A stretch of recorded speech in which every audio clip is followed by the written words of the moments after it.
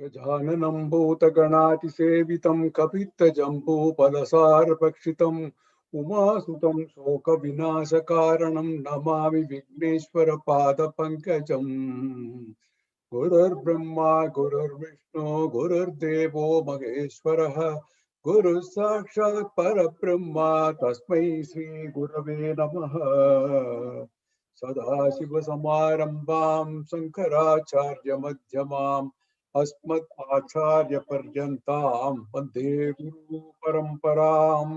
वसुदेवसुतं देवं कंसचाणूरमर्दनं देवकी परमानन्दं कृष्णं वन्दे जगद्गुरुम्। सर्वमङ्गलमाङ्गल्ये शिवे सर्वार्थसाधिके शरण्ये त्र्यम्बके गौरी नारायणी नमोऽस्तुते। ॐ श्री अन्नदाय नमः। ॐ श्री वसुधाय नमः। ॐ श्री सचाम्र रमावाणी तच्छब्द सेविताय नमः। ॐ श्री कटाक्ष किङ्करी भूतकमलाकोटि सेविताय नमः। ॐ श्री शिवसत्या ऐक्यरूपिण्यै नमः। ॐ श्री ललिताम्बिकायै नमः। ॐ श्री श्री श्री शान्तानन्त अवधूत गुरवे नमः। ओम शक्ति ओम पराशक्ति ओम शक्ति ओम शक्ति ओम शक्ति ओम पराशक्ति ओम शक्ति ओम शक्ति ओम शक्ति ओम पराशक्ति ओम शक्ति ओम शक्ति ओम शक्ति ओम पराशक्ति ओम शक्ति ओम शक्ति ओम नमः पार्वती पतये। हर हर Mahadev. Namaste to all. Welcome to the first session on Lalita Sahasranamam. I am delighted to participate in this Vande Vidya Shankaram program, a lecture series which is organized by the Sringeri Vidya Bharati Foundation, SBVF North Michigan, which is doing this on Sanatana Dharma. So I'd like to first thank Sri Raja for this brief and wonderful introduction of me, and also to SPBF North for giving me this opportunity to speak at this great forum. I'm also grateful to Dr. Jambunathan, Sri Meenakshi Sundaram, and Sri Somasundaram for coordinating with me on this program. So to begin with, let me just say something about this title of this program. I was so impressed with this title, Vande Vidya Shankaram. It appeals to me immensely for two reasons. The first one is it's beautiful and it is very apt in its meaning. One day means to praise, celebrate, or bow, or worship.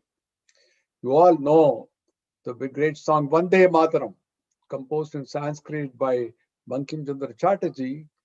It was a source of inspiration to the people in their struggle for freedom of India. Mataram refers to mother. And I bow to thee, mother, was the meaning of this Vande Mataram. So Vidya means knowledge, and Shankaram, one who does good, like Sanskritam, what is done well. So this program provides a great inspiration to all of us, and it holds a promise to free us from ignorance as we worship knowledge and Shankara, who are inseparable. They are together always. The second reason why I love this title is really personal. The name of my Dharma Patni is Vidya, and it is nice to see that name right in the center of this title. So it gives me great pleasure on that. Coming to the subject today, you all know Sahasranama means 1,000 names. In Sanskrit, Sahasra is 1000, and Nama is, of course, name. You see the similarity between English name and Sanskrit Nama. Even in Japanese, they call Namaiva. So I think Sanskrit and many other languages are interrelated. We will see many more examples like this. There are many Sahasranamas, as you know, like Vishnu Sahasranamam, Shiva Sahasranamam, Lalita Sahasranamam, and so on.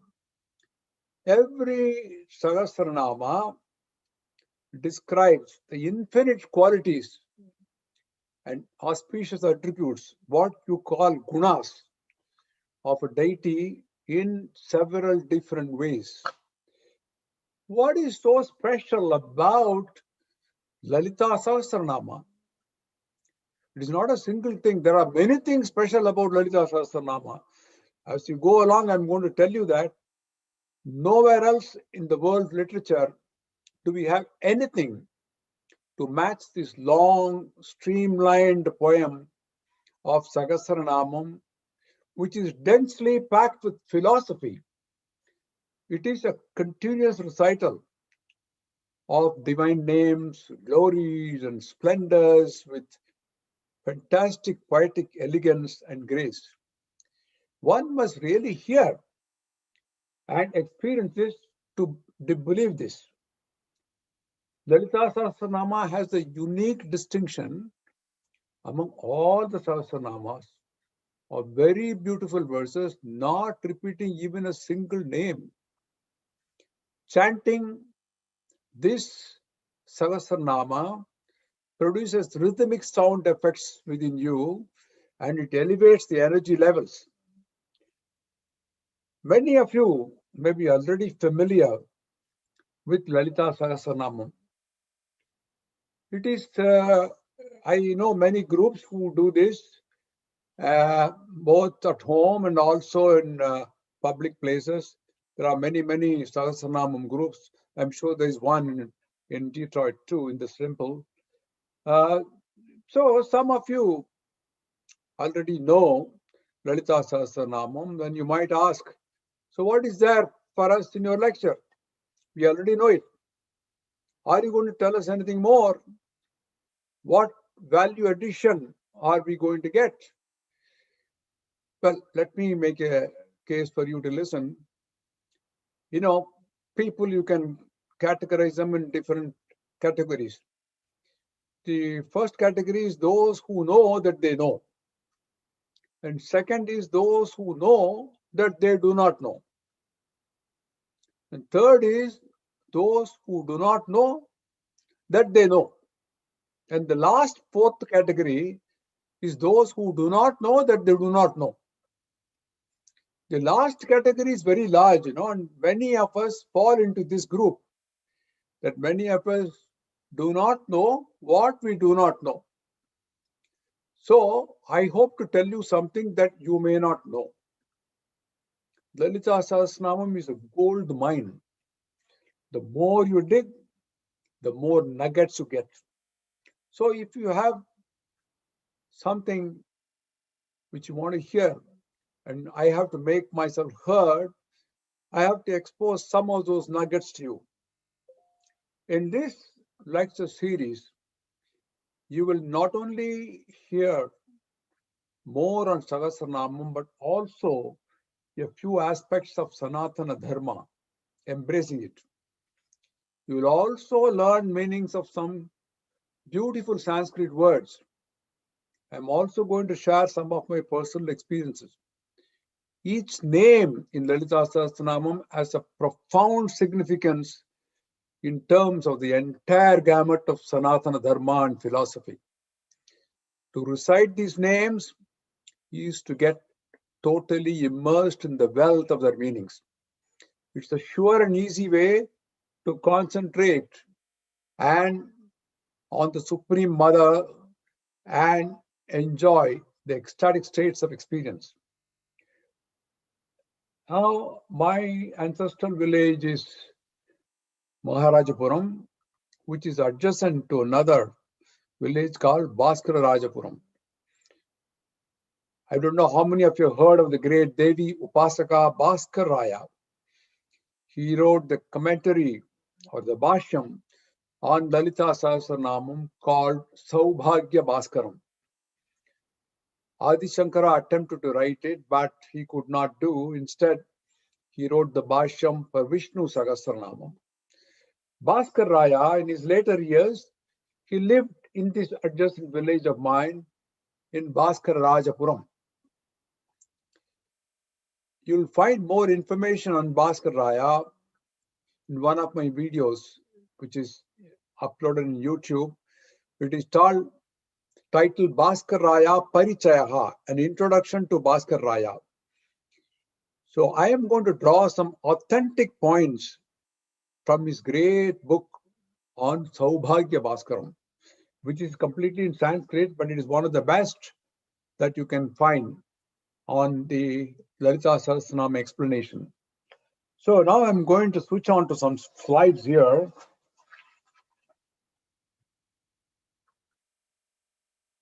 This is going to be the first day of this lecture series. In this session 1, I propose to start with an introduction to Lalita Sahasranamam.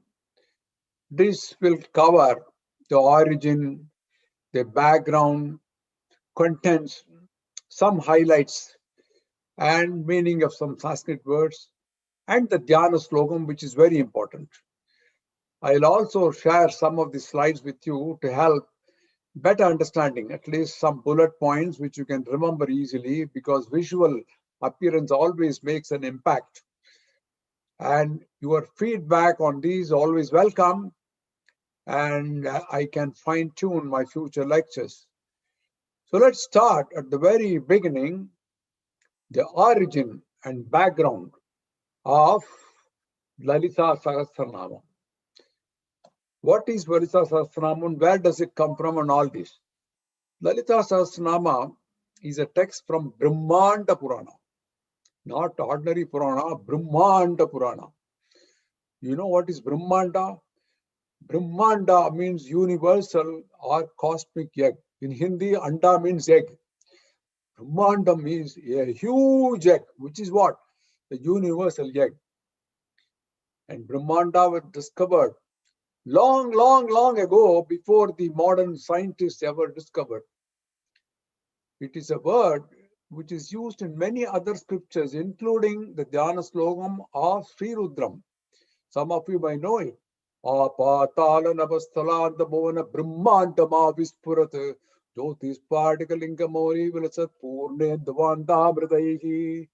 There comes bhavana brahmandam.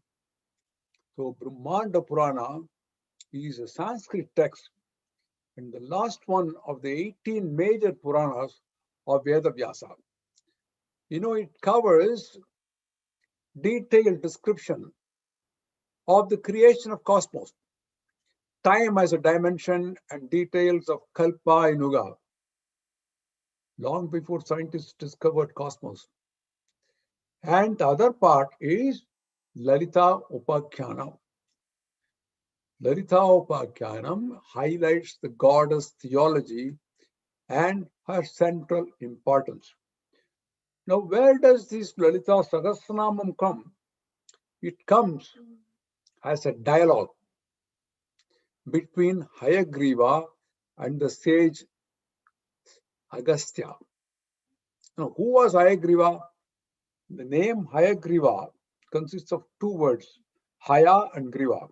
Haya means horse and Griva means neck. It literally means one whose neck is that of a horse. And it refers to the avatara, incarnation of Lord Vishnu himself. I will tell you the story as it appears in Devi Bhagavatam. Once an extremely tired Lord Vishnu, he fell asleep, resting his head on a bow. Now Brahma and Rudra, they wanted to awaken him from his sleep.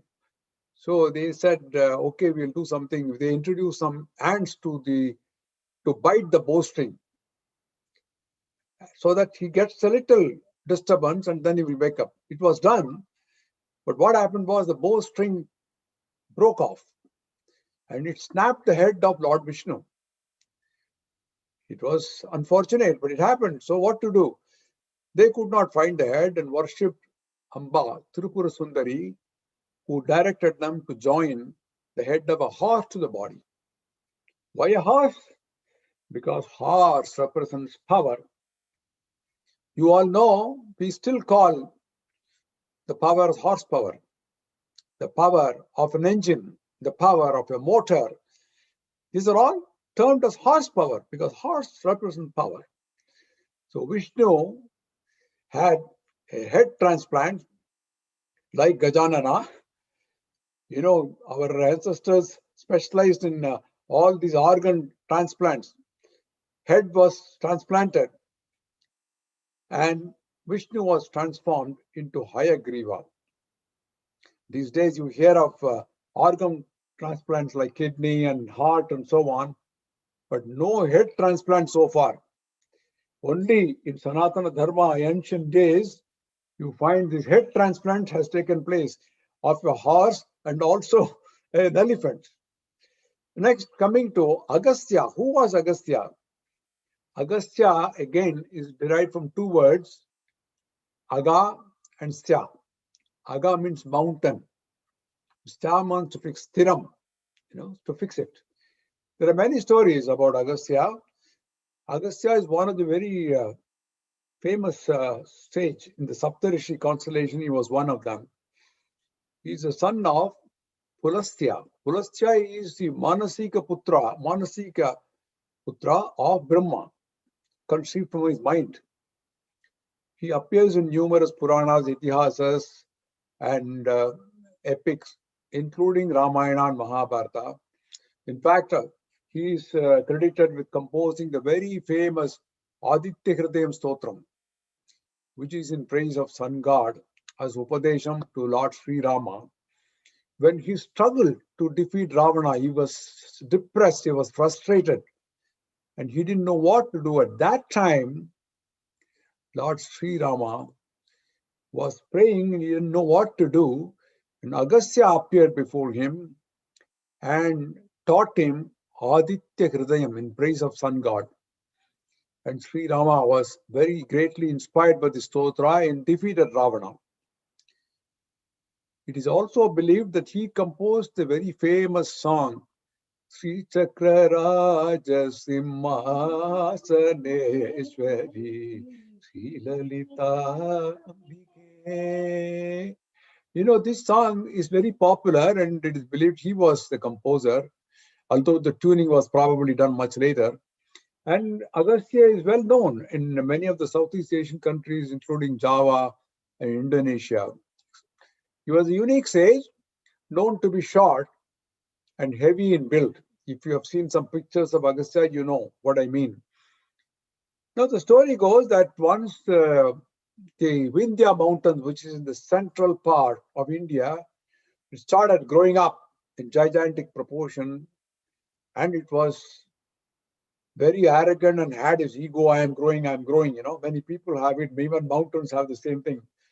So sage Agastya, he desired to subdue the pride of India. So for this purpose, he came from North India and fixed its ego, stopped its growth by telling Vindhya mountains, you have to stop growing until I come back. I'm going to cross over to the south. When I come back, then you can start growing. Very strategic move by him. And the Vindhya mountains agreed to it. But he never came back. He stayed in south. Now it shows a short, humble man could conquer a big mountain and suppress its ego. It shows humility can conquer the mighty. So don't underestimate short people. They have enormous power. So thereafter, it is believed Agastya settled down in South India, and he was very distressed by the evil trends in Kali Yuga, and he did a very severe penance, meditating on Lord Vishnu. And the sage asked Hayagriva.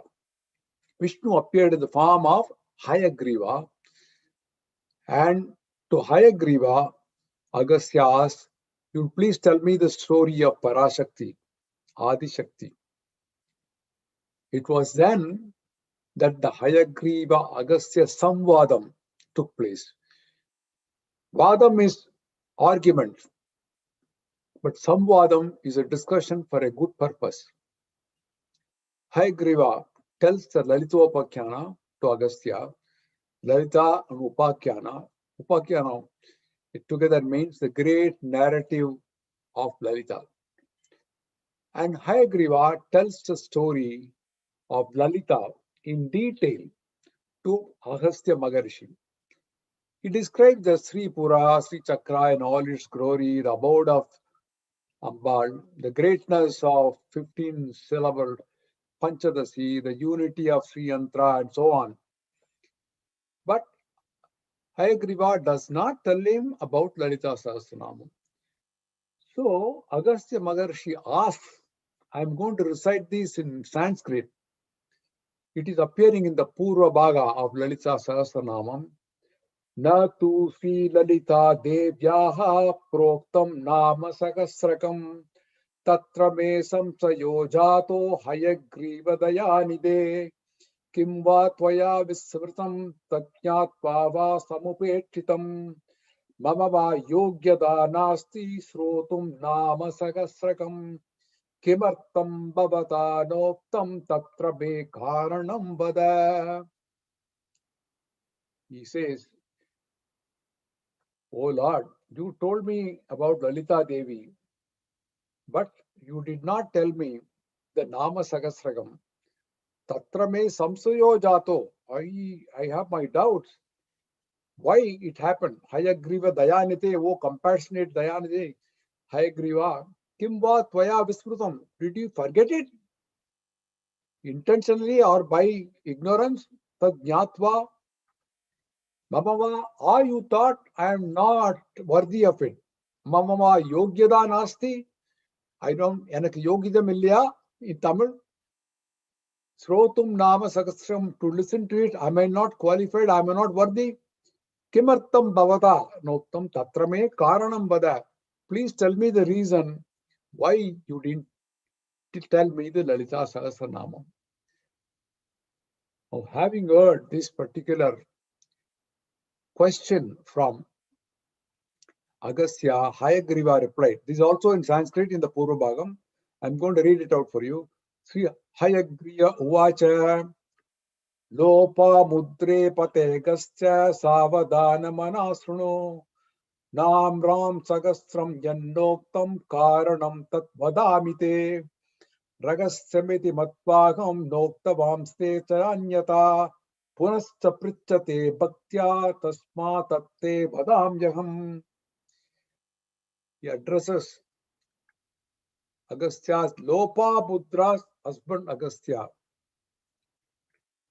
You know, the wife is given more importance than the husband here. Like you say, Janaki Kanta Smaranam. Janaki is given preference to our Rama. That's how Lopa Mudra was Agastya's wife. And he says, Lopa Mudra's husband, Agastya, you were famous because you happen to be Lopa Mudra's husband. Please listen to me carefully. Savadhanam manasrunu. I will tell you the reason why I didn't tell you Sahasranamam. I thought, Ragasyamiti, I thought it is a secret and not for any other reason. It's called Guhyadi Guhyam, secret of all secrets. Ragasyam Nama Sahasra, it's called. When you say anything secret, it evokes a lot of interest for people, right? When you say secret and tell a woman, please keep it as a secret, you can be sure it will be spread to all places. So this secret is something which is evoking interest. But unless you ask, I cannot say that. So you have asked me again, Punascha Prichate Bhaktya. You have asked me with lot of devotion and bhakti again. So now I will tell you. So it should not be taught to anyone without bhakti. Hayagriva then told the Lalita Sahasranamam to Agastya Maharshi. So it is believed that Agastya was initiated into the Sahasranama at Tirumiyachur. Tirumiyachur is the name of the city near Kumbakonam in Tamil Nadu. It is where they base a big temple for Lalita. In the next slide, I'll show you the gopuram of the temple. Now, the question is, how did Lalita Devi originate? And how did this Lalita Sahasranamam come? Who composed it? The Purana says that Lalita Devi herself commanded the 8 Vagdevatas. Vagdevatas means literally meaning goddess of speech, to compose the Sahasranama in praise of her. Asya Sri Lalita Sahasranama Stotrasya Mahamantrasya Vasinyadi Vagdevata Rishayaha. You know, these 8 Vagdevatas are Vasini, Kameshwari, Aruna, Vimala, Jaini, Modini, Sarveshwari, Kaulini. They are all 8 different Vagdevatas.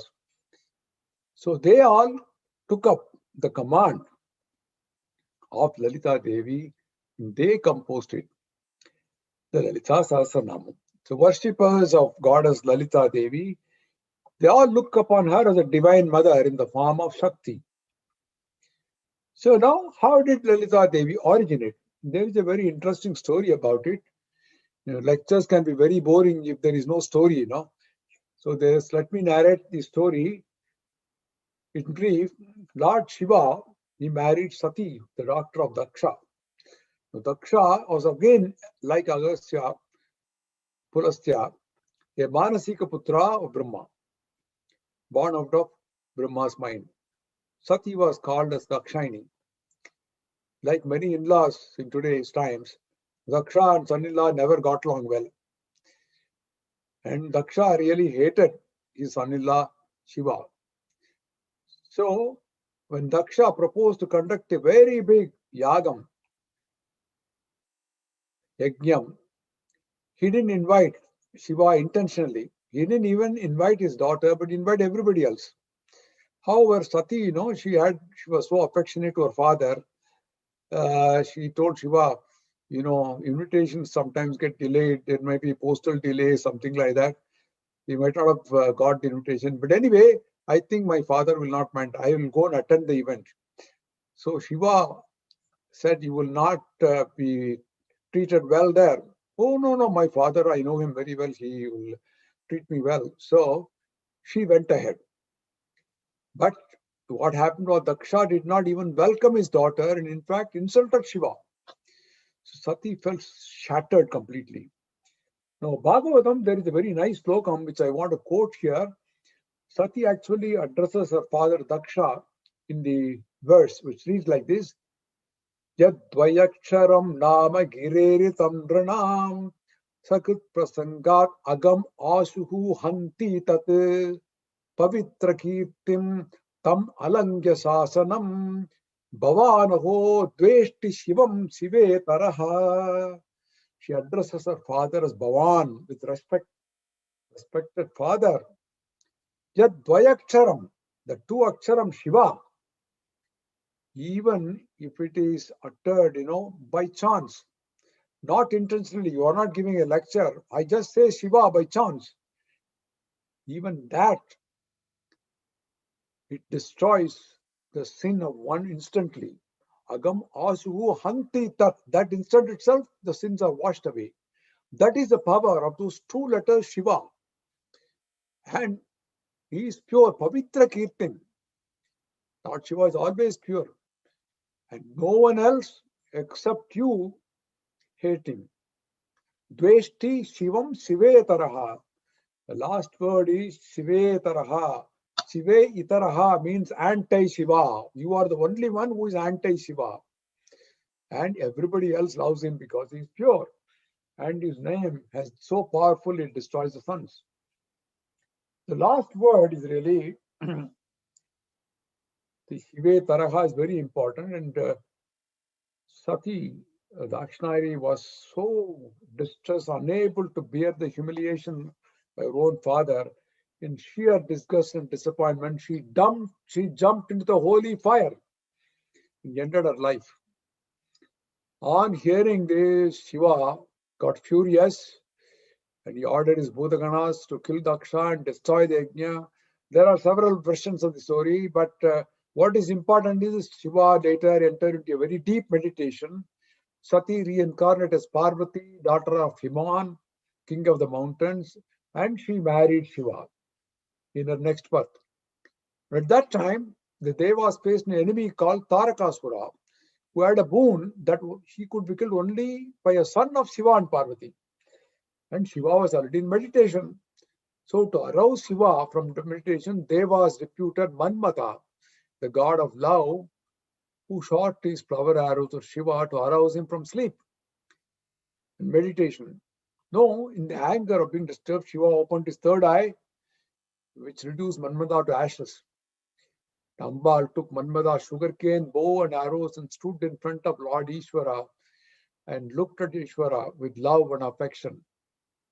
With a bow and arrow in her hands, love and affectionate vision, she assumed the form of Kamakshi. Kama means love and Akshi means eyes. Kamakshi, also known as Kameshwari. So Devas and Rati Devi, the wife of Manmata, they pleaded with Paramashiva to give life to Manmata. And Paramashiva looked at the ashes of Manmata. But what happened? From the ashes arose one Asura, a demon called Bandasura, who started troubling, harassing the Devas and made them miserable. So new problem came up, how to get rid of this Bandasura.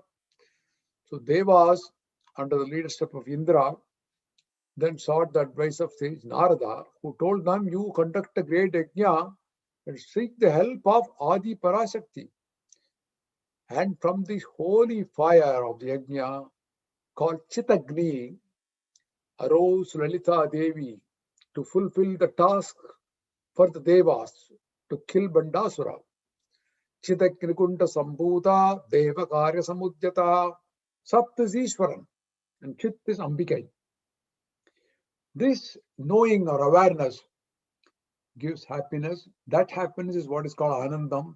So Ishwaran Ambal, Kameshwara and Kameshwari together are Satchit Anandam or Satchidanandam. Sat referring to Ishwara and Chit Ambikai, both together give you happiness, Satchit Anandam.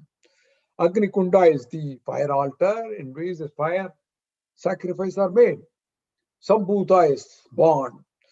So in Sanatana Dharma, everything of significance in people's life revolves around fire. Without fire, there is no lamp, there is no worship, no marriage, no yajna, no cooking, no significant event.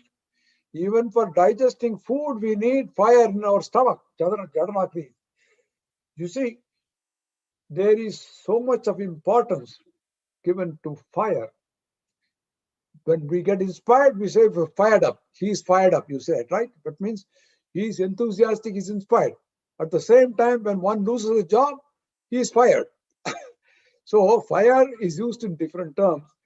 And in this case now, from the holy fire came Lalita Devi. She emerged as an extremely beautiful woman, having dark, thick, long hair, with the fragrance of flowers like Champaka and Asoka and Punnaga. Champaka, Asoka, Punnaga, Saugandhika, Lasaskacha. Lalita Sahasranam describes her beauty and attributes in detail. Vagdevi sing the glory of Lalita Devi. Devi eventually kills Bandasura, as the story is included in the first 84 names of the first 34 slokas in Lalita Sahasranama. So this is the end of the story of how Lalita Devi originated. So when you recite Lalita Sahasranama, you should know how the Lalita Devi also came up and how the Sahasranama were composed. So we'll go to the next slide, which will talk to you about the contents of Lalita Sahasranamam. Here you see a picture of the Lalitambika temple's Gopuram in Tirumiyachur. It's a fantastic, beautiful Gopuram. And Lalita Devi is the Vigraham is inside this temple. Now the contents of Lalita Sahasranamam, what it grasps. But first I'd like to tell you the meaning of Lalita. Lalita literally means one who plays. This is a definition from Sowbhagya Bhaskaram. I'm not quoting myself. The Padma Purana says, having passed beyond the world, she plays. Hence she called Lalita. What does she play? What does play mean? Have you seen a mother and baby playing together? They don't talk. The baby looks at the mother's face and smiles beautifully. No talking. The mother responds with a hug and a kiss and tickles the baby with her fingers. The baby laughs beautifully. That is a kind of play, but mother and play enjoying together. It is an exclusive world for them. The baby feels safe and protected by the mother. It will not trust any strangers. Any stranger wanting to lift it, no, it will turn its face away. Likewise, animals also display very strong maternal instinct. There are two Nyayams called Markata Nyayam and Marjar Nyayam.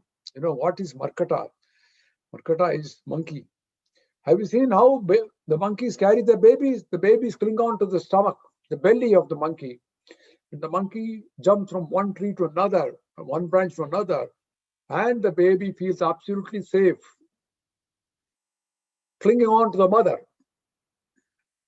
We should cling on to Lalita Amba the same way, cling on to her. Marjara Marjara means cat. How the cat takes care of the kitten, it will hold it in its teeth, you must have seen it. Teeth. The teeth which are sharp but will not harm the kitten in any way. The kitten feels safe. So these are some of the examples of how maternal instinct play. That is a kind of unique relationship a devotee will develop with Lalitamba through chanting the Lalita Sahasranamam with devotion. Does it mean that Ambal has only love and nothing else? No, she will punish. She can also punish. We complain about it. You remember Yasoda and Krishna was a mischievous boy, and Yasoda tied him with a rope. That's why he called the name Damodaran. Dambukair, we say, actually come from Damo. Udaram means stomach. Around the stomach, she tied a rope. So when a mother punishes a child, the child may think, what sort of a mother is she? She is a brutal woman, no mercy at all. I don't like her at all. She is punishing me. I'm a child. And just for a little mistake, she's punishing me. The child cannot think why the mother is punishing him. To correct him, to make him realize his mistakes and put him on the correct path. To some extent, all of us are like this child. However old we are unable to bear her punishment for our past misdeeds. We do not have the strength to get relief. We are just blaming the mother who tied our hands in the same manner to prevent us from committing the same misdeeds. Ambal has tied our hands with a cloth called, you may call it as challenges or problems. Devi Mahatmyam tells how Devi kills the bad guys. Don't we call the prisons as correctional facilities? They are meant to correct, isn't it? They are punished, but they are meant to correct them. That is why our deities hold weapons. So when we experience hardships, it is to alert and awaken us to reality. Ambal is actually described as Graha Anugraha Daini. She is the one who does the Anugraham. And the larger context, the play, Lalita, it includes the creation, sustenance, and dissolution of the universe. So help devotees get out of samsara, the cycle of repeated births and deaths.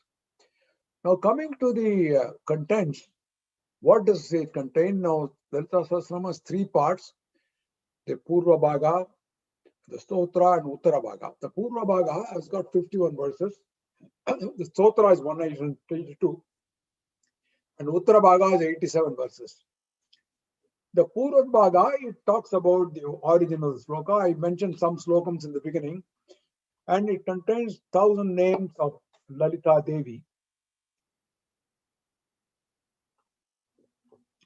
At the Uttara Bhaga, he gives the details of the Palasruti, you can say.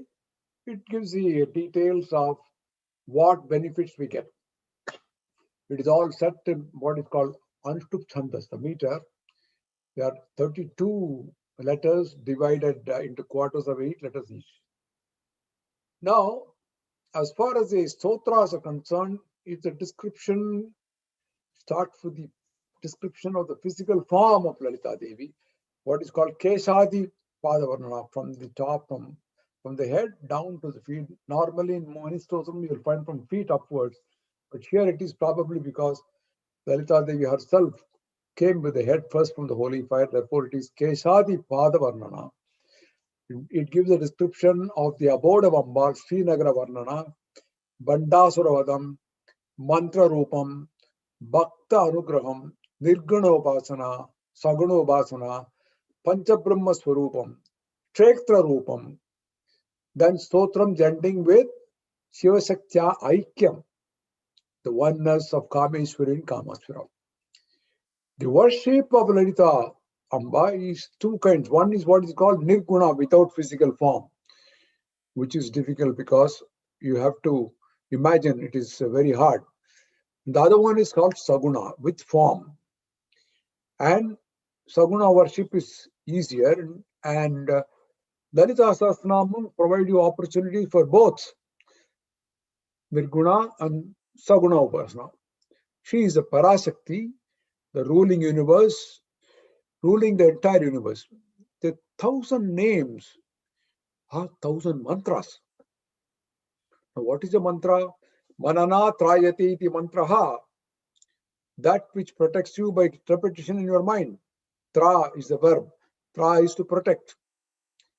Now, this word mantra is now in the English dictionary also. In the management, you can say it is a kind of a panacea for all ills. If there is a problem, they'll say, what is the management mantra, right?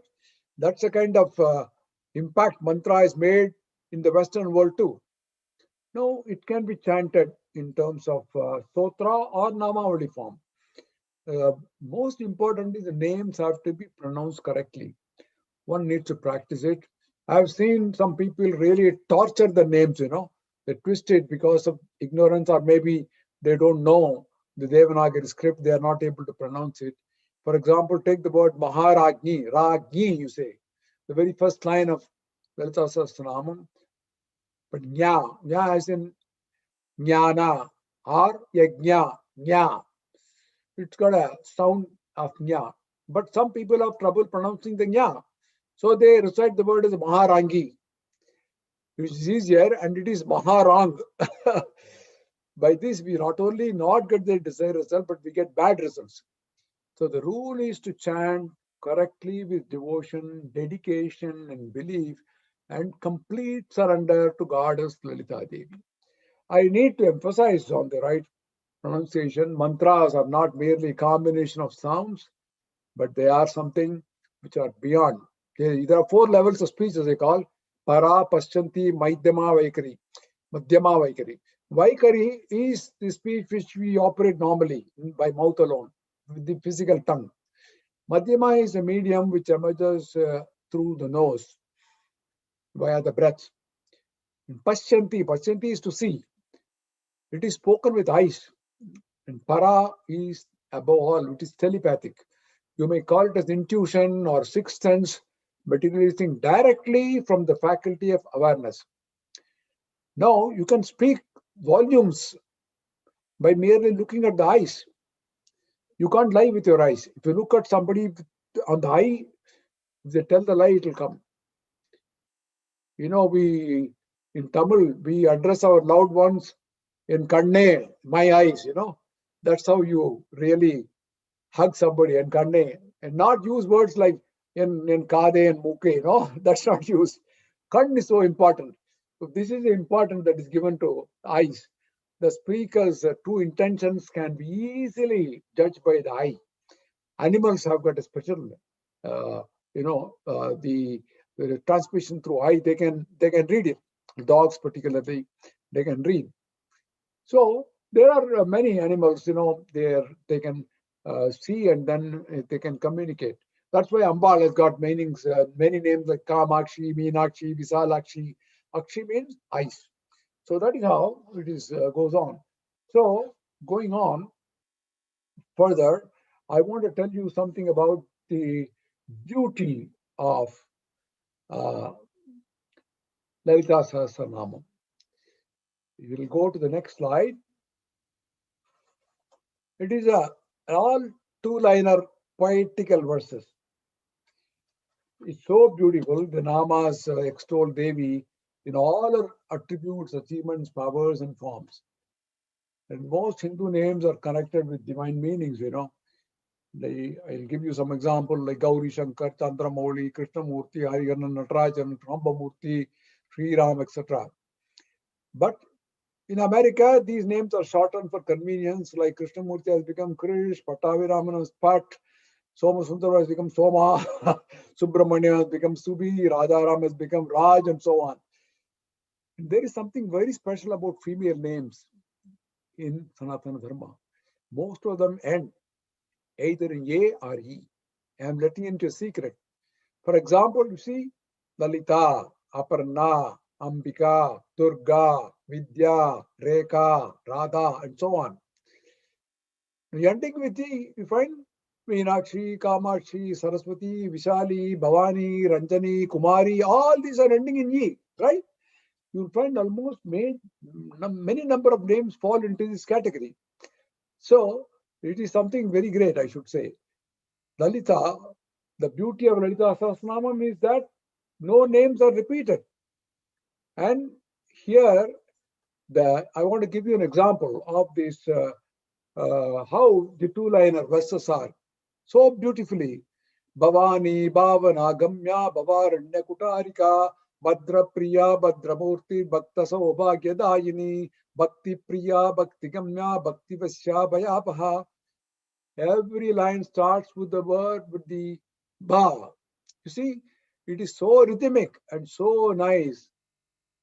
You take Sha, Shambhavi, Sharada, Radhya, Sarvani, Sarmadhayini, Sha. Where can you find such a glorious verse in anywhere in the world? There are thousands such two-line verses. Just imagine, 1,000. And you have the Sahasradala Padmam. On the right side, you see the rose, the lotus, with 1,000 petals. So Sahasranama is like that, with 1,000 petals. One single flower having 1,000 petals. That is the exquisite beauty of Lalita Sahasranama. And eyes of Ambal are all compared to each petal, like Pankajakshi, Ambujakshi, Kamakshi, all these are like petals. The lotus is a beautiful flower. You see, it grows in muddy waters. That is why we call Ambuja or Pankaja. Likewise, Lalita Sahasranama is a beautiful gift to us, to humanity, which is mired in muddy waters like the way we live. The stress and strains of modern life can be compared to our living in muddy situation. And Lalita Sahasranama is a lotus, beautiful 1,000-petal lotus given to us as a gift to humanity. So great is the beauty of Lalita Sahasranama.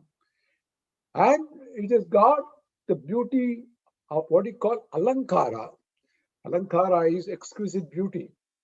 It has got many 16-syllable words, 8-syllable, 4-syllable. Vishnu Sahasranama has got only 3-syllable mostly.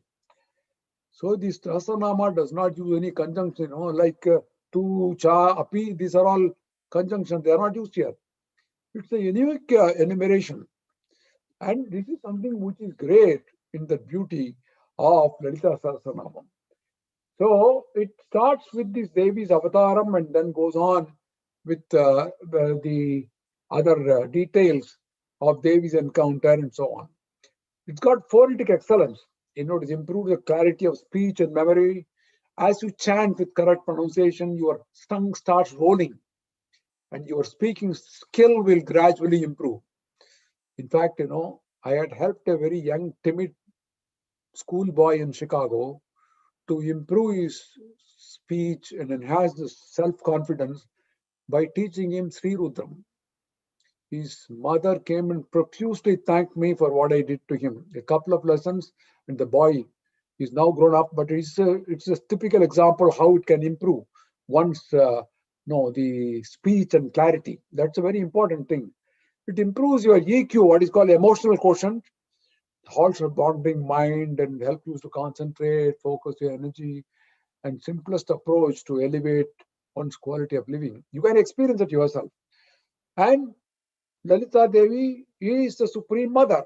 In fact, starts with the very first word. Lalita Sahasranamam is Sri Mata, Sri Mata, and Sri Mata.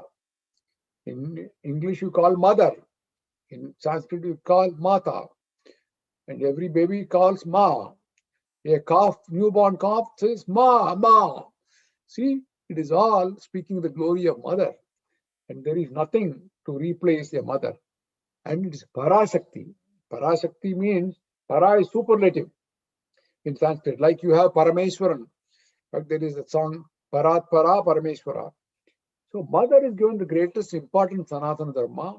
You say Maturdevo Bhava, Piturdevo Bhava, like in Taitra Upanishad, it says that. You call nature as mother nature, country as motherland, India as Bharat Mata. So the Lalita Sahasranamam is meant to create an intimate relationship like between adorable mother and a child. And many years ago, I want to give you this experience. I was in Madras Central Station with all the noise to board a train in the night. And people were sleeping on the platform. You know how crowded it is, it's chaotic, all these trolleys going and the engines blaring out, people talking loudly and all that. I took a walk on the platform and I found many people sleeping. There was a mother and child sleeping together. They were sleeping blissfully, peacefully, unmindful of the noise around. But the baby started crying suddenly. And in a moment, the mother woke up. She fed the child and again went back to sleep. What surprised me was that the mother and child slept well with all the noise around, but the mother could hear just the shrill cry of her baby as if there was a telepathic connection. This is a kind of unique relationship that is possible with the Supreme Mother, who is conscious of all her children. You might ask, is it possible? I will say emphatically the answer is yes. It is possible, as many Devi devotees will tell you. And there is this famous slokam which comes in Lalita Sahasranamam. It's called Panchakritya Parayana. It is there in the slide, you can read it. Srishtrikatri Brahmarupa Goftri Govinda Rupini Samharini Ruddharupa Tirodhanakarishwari Sadashiva Nugrahata Panchakritya Parayana. Srishtikarti means who? Srishtikarti is one who creates. Who creates? Brahma. And Devi is described as Srishtikarti in Brahma Rupa. She is in the Brahma Rupa, right? And the preserver, Goftri, who is Govinda, Vishnu. She is also the preserver, Goftri Govinda Rupini. And she is also the one who destroys, dissolution. She was Samharini Ruddha Rupa. What is Tirodhana? Tirodhana is Maya, illusion. She is also an aspect of Maya. And finally, Sadashiva Anugrahata. She is an aspect of Sadashiva while blessing. So there are 5 functions of the Supreme Mother. Not just one function, 5 functions. And she is also the one who is representing all the 5 entities. That power of Brahman is called Brahma Patni or Kameshwari. Now, I want to tell you something about the threefold aspects of Amba. I think I will probably take a little longer than 1 hour because there is going to be some more things to have to say. Is that okay? That should be fine. Go ahead, please. That's okay. Now, threefold aspects.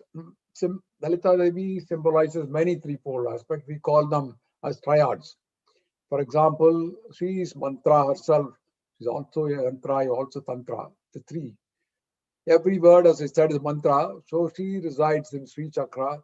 We worship in many places in either 2 dimensions or 3 dimensions like Meru. Is also the tantric sadhana. So he says Maha Tantra, Maha Mantra, Mahayantra, Mahasana, Mahayaga Kramaradya, Maha Bhairava Pujita. Lalita Sahasranama says that, right? So mantra is one which protects by recitation. Yantra is, I should slide. Yantra is what is called a device or a mystical diagram of, see, you must have seen that triangles and circles and squares, which is hung in a picture or as a meru. And Tantra is something which is a technique or a practice. Tripura, which represents 3 cities, symbolic of many, many trees. The 3 cities which are built of gold, silver, and iron in the sky, air, and earth by Maya for the Asuras, and which are destroyed by the by Shiva, called Tripura Samhari. And she who has 3 cities, who is connected with Tripura, is Tripura Sundari. Tripura Sundari. Ambal is known as Tripura Sundari. So she's got 3 cities, 3 angles, 3 circles, 3 aspects, everything triple. And three Shaktis, Icha Shakti, Jnana Shakti, and Kriya Shakti. What does it mean? Icha Shakti, energy of will, and Jnana Shakti is energy of knowledge, and Kriya Shakti, energy of action. She also does 3 functions, Srishti, Sthiti, Laya, which is, we talked about it earlier, and 3 gunas, which is Sat, Rajas, and Tamas, which is again the 3 kind of gunas people have, and that is also, she's representing that she's in all the 3 gunas. And lastly, it has 3 states like Jagrat, Swapna, and Susubdi, which is again different states. So see, there is a very important slokam which says Nirlepa, Nirmala, Nitya, Nirakara, Nirakula, Nirguna, Nishkala, Santa, Nishkama, Nirupaplava. She's one who is free from all impurities. She's eternal. She's without any form. She's cool without agitation. Nirguna means she's beyond all 3 gunas. And that is the one which has the definition in Lalita Sahasranamam. And she is therefore the sovereign supreme mother in all the 3 areas and resides in all 3 states. Now we go to the Dhyana slokam, which is, Dhyana means to focus your mind on the deity. The mind is like a monkey, you know, it is jumping here and there like a monkey. Like in Tamil, you say, Manam oru kurangu, right? When you are about to start the Dhyana slokam, you smell something from the kitchen, very fragrant smell, and your mind will think, I don't know what is cooking for dinner. And then the phone rings at the same time, then your mind goes away. You know, let me give an example. A man who had a constant headache went to a doctor, and the doctor examined him and said, it's all caused by what stress? I will give you medication. But when you take the medication, there should be one condition. What is that condition? You should not think about monkey, because your monkey is a wandering thing, you know. Your mind should be steady. So you should not think about monkey while taking the medication. And he took it, whenever he took the medication in the hand, you know, the immediate thought that came to him was monkey. So doctor said, monkey, monkey. He started thinking about monkey. So the mind is not able to study. That is the reason why you have to hold this wandering monkey with a rope, with a tight leash, and that's, you have to need a practice. You have to focus, and the Lalita Sahasranamam should be recited after the Dhyana slokam, because it's also done at the end.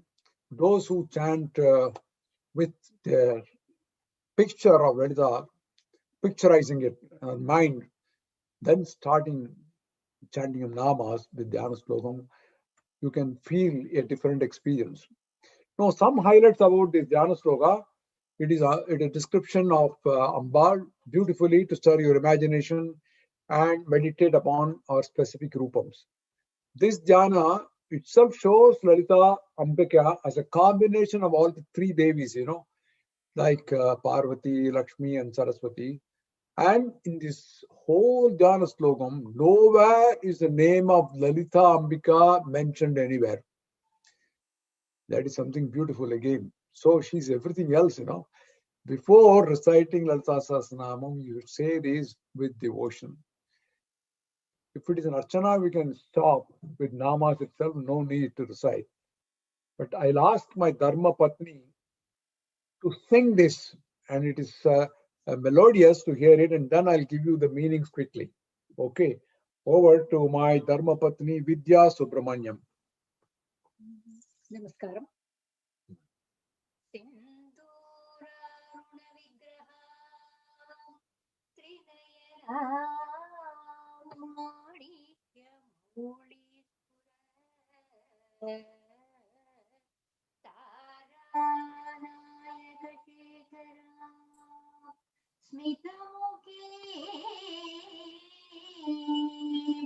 आभीन वक्षोरुहा पाणिभ्याम् अळिपूर्णरत्नशशखम् रक्तोत्पलम् बिभ्रति Saumya रत्नघटस्थरक्तचरणा ध्यायेत् पराम् Ambika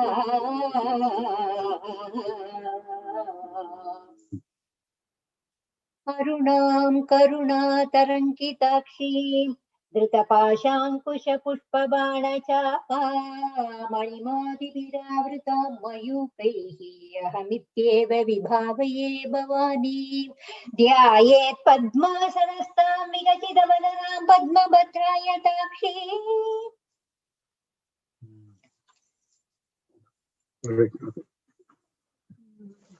Okay. With that little singing, I'm going to tell you the meanings of these particular slogam. Sindhuraruna Vigraham Trinayanam. Red, if you look at it, has got 400 odd shades. If you look up Google, you'll see that the color red has got 400 different shades. You have blood red, scarlet, crimson, burgundy, wine red, and so on and so on. Here, Amba's color is described as Sindhura Aruna. It is vermilion, an orange red, like what you see in Aruna, the rising sun, the dawn. If you look at, when you travel by train, sometimes you see the early morning sun rising up dawn. So beautiful. The whole place is orange red, sort of. So, Devi's color is here. The Vigraham means her form. It's so beautiful. It is red. Orange red, like a rising sun. Trinayanam means three-eyed, very easy to know that. Who has three eyes? Shiva. And Shiva and Kameshwari are always together. Ardhanarishwari, there is a beautiful temple of Ardhanarishwari in Tiruchengood, near Erode, which I happened to visit last year, and it was something fantastic. Manikya Maulis Purate. Manikam means, rubies. And Mauli, he refers to the forehead or crown. Now, in this case, Ambal wears a crown which is studded with rubies. Only royalty wears crown, Now, the Kohinoor diamond, which was taken away from India, is now on the British royalty crown in London. See, Ambal is wearing that kind of a crown which has got rubies in it. And Tara refers to stars. Tara means stars. Nayaka means the chief, or refers to the moon. Who is the chief of stars? Shekaram, which is moon.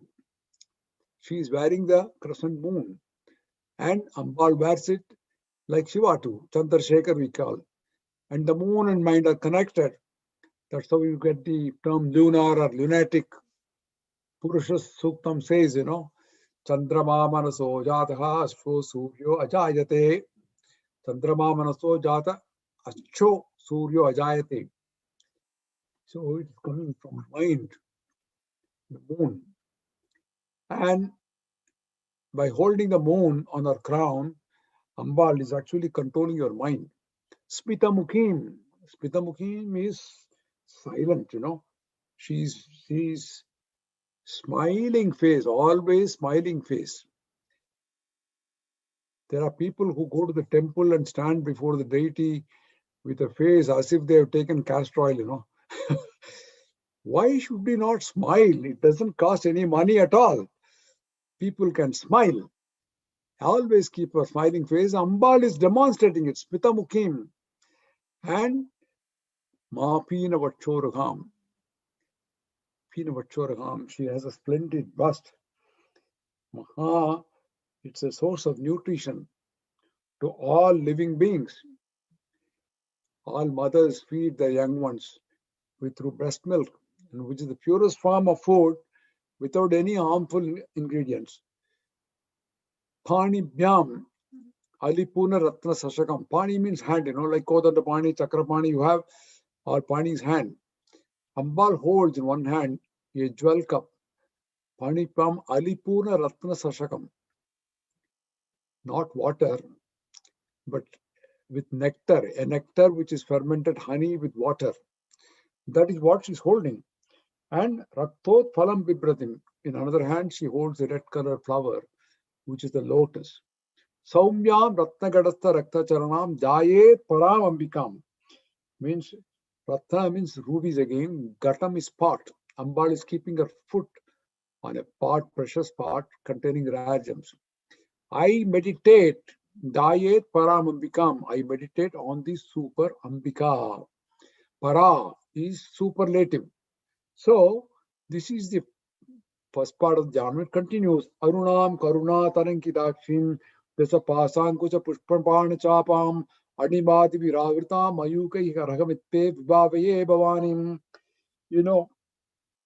The first slokam itself means the Divine Mother is to be meditated, shining in a vermilion color, with triple eyes, sporting rubies on the crown, and with a very smiling face, and a splendid bust, one hand holding the jewel cup brimming with nectar, the other a lotus, and her foot on a pot containing gems. The second slokam, it says, Arunam Karunatansam, Aruna Karuna Tarankitakshim, Drita Pasankucha Pushpa Bana Chapam. The last word is Bhavanim. She's actually saying Bhavani. Bhavani means I meditate Bhavani. Bhava refers to Shiva, and Bhavani is consort.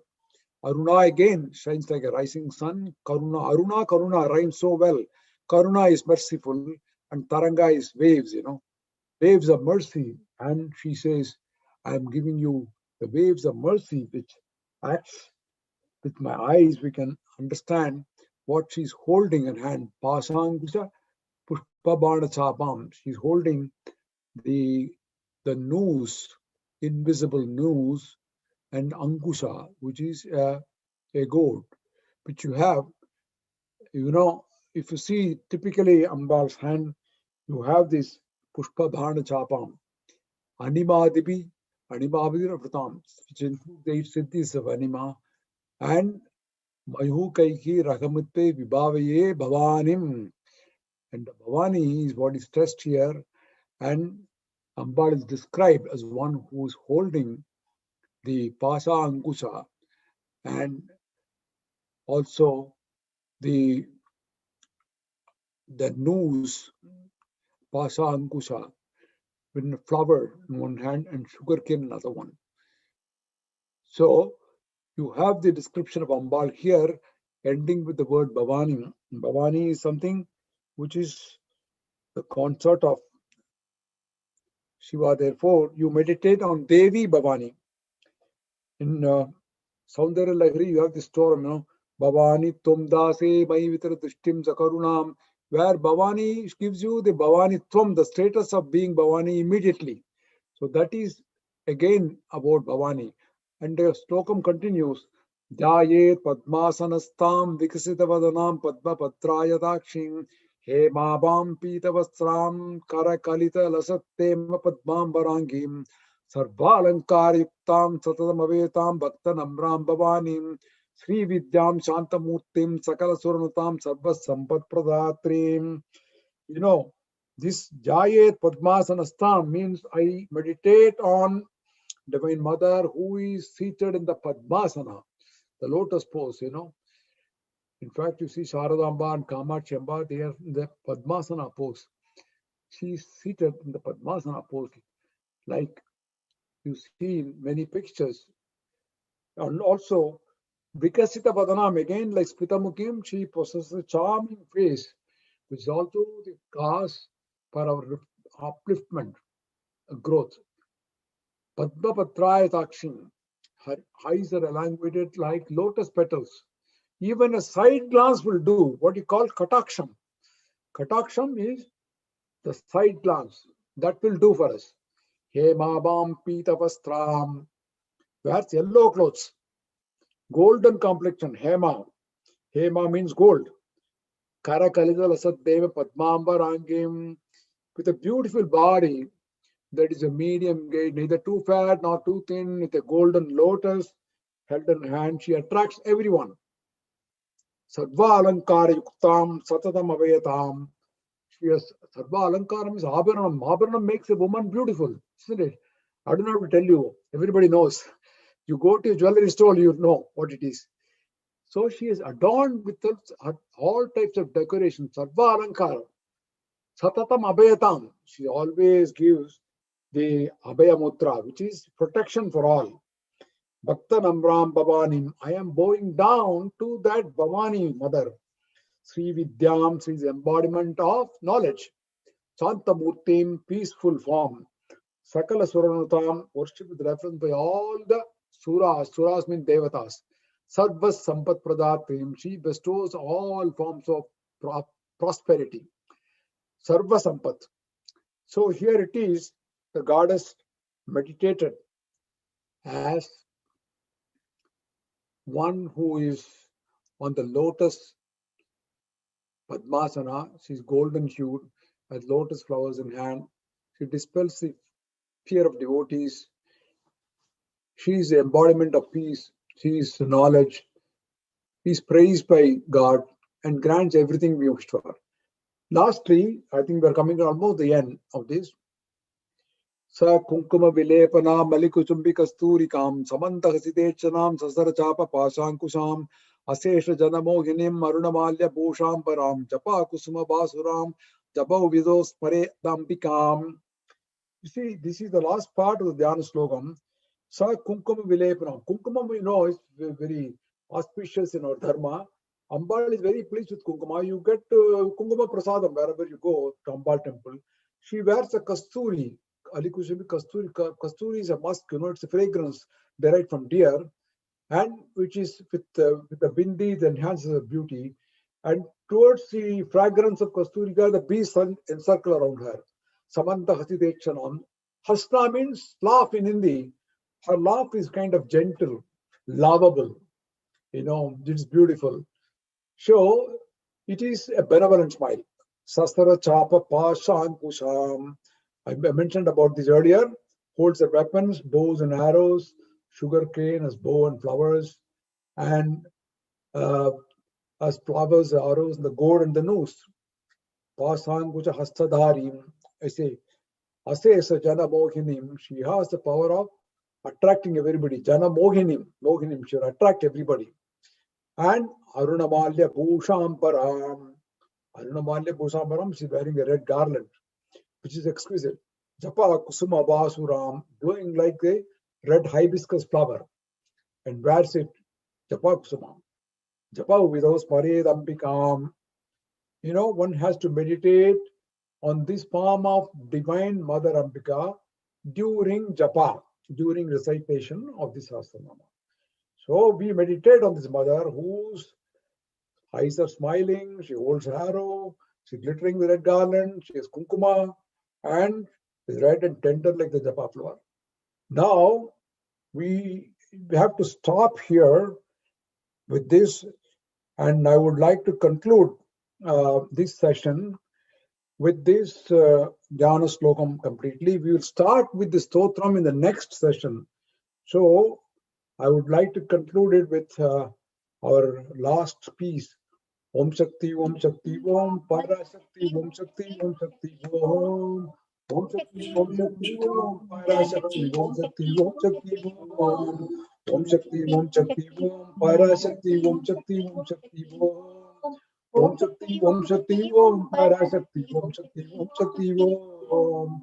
Om Swasti Prajape Paripalayantam Nyayena Markena Mahim Mahisa Go Brahmanebhyo Swamaste Nityam Loka Samasta Sukhino Bhavantu. Om Shanti Shanti Shanti.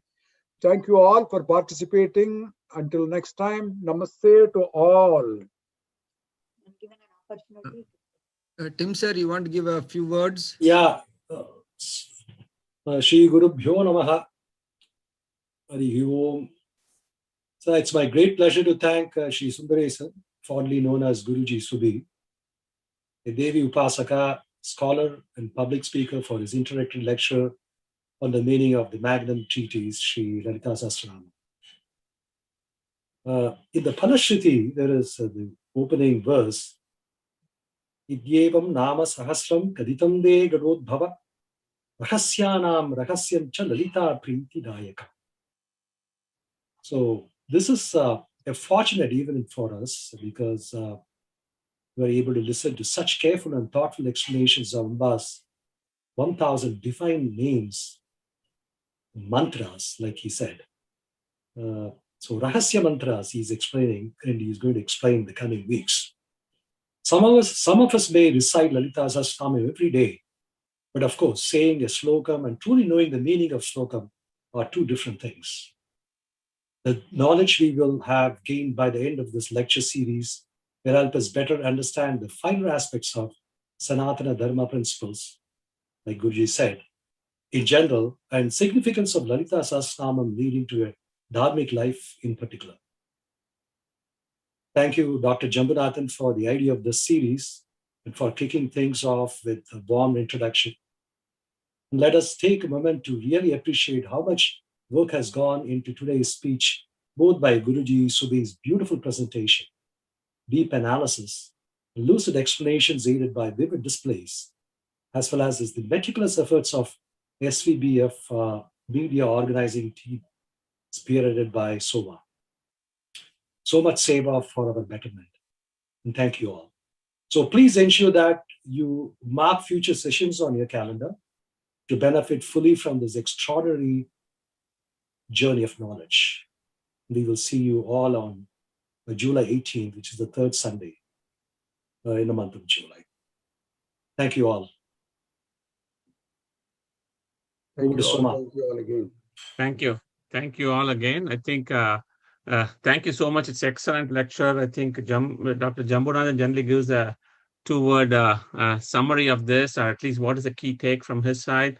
Maybe I'll do the honors this time. I think I loved the concept of making sure that we say the mantrams in the correct pronunciation. That's a very important piece on that. The second aspect is like how you touch a fire, it will burn you whether you touch it knowingly or unknowingly.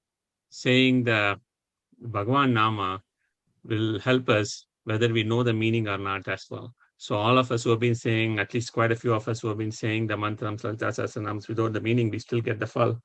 But let's understand and say, and that's going to make it even more enjoyable for all of us. Thank you very much. What a fabulous start to this. As Tim Meenaksundaramji said, I think next lecture is on 18th. And it's such a beautiful start and so much deep meaning in it about the Meenakshi, Kamakshi, and all. So if there are any questions, I know I have a few. We didn't have time. Please send this out to lslectures@svbfnorth.org. And Guru Subhiji will be happy to respond back, or hopefully in the next time when we meet on July 18th, he can go ahead and go through the explanations. So thank you so much for coming. Excellent start. Thank you so much. And you can finish it off with the Mangalam, Sringeri Mangalam.